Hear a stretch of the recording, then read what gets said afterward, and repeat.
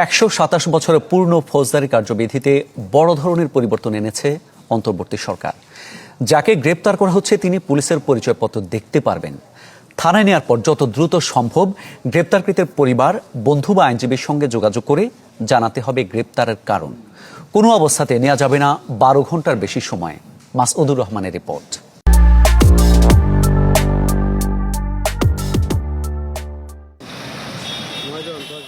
বিনা পরোয়ানায় কাউকে গ্রেপ্তার ও রিমান্ড নিয়ে দেশের সর্বোচ্চ আদালতের নির্দেশনা থাকলেও এতদিন বৃদ্ধাঙ্গুলি দেখাতো আইনশৃঙ্খলা রক্ষাকারী বাহিনী।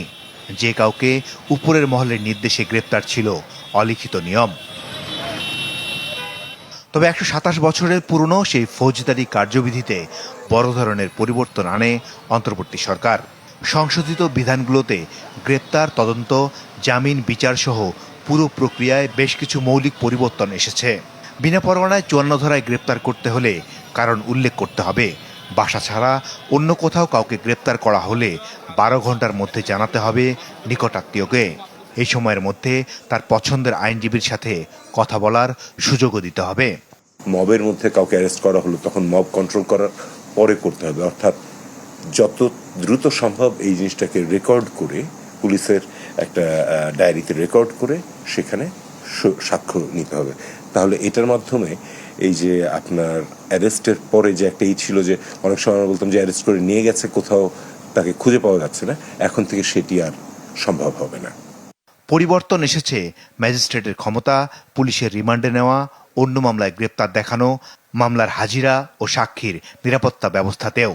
এছাড়া যে কোনো স্থানে সংক্ষিপ্ত বিচার আদালত পরিচালনার বিধানও রাখা হয়েছে। এখন ধরেই কাউকে আটকাদেশ দেয়া যাবে না। যে পুলিশ অফিসার গ্রেপ্তার করতে যাবেন তার পরিচয় দেখাতে হবে আসামিকে।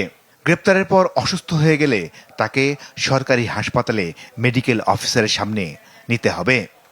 এই যে পরিবর্তনগুলো নিয়ে আসা হচ্ছে, এগুলোর মাধ্যমে অ্যাকচুয়ালি পুলিশের বা আমাদের ক্রিমিনাল জাস্টিস সিস্টেমের একটা বড় রিফর্ম হয়েছে এবং এটি আমাকে যদি কেউ জিজ্ঞেস করেন আমি বলবো যে অত্যন্ত আন্তর্জাতিক মানের পৃথিবীর বিভিন্ন দেশে যে বেস্ট প্র্যাকটিসটা আছে সেটিকে ফলো করেই এটাকে তৈরি করা হয়েছে।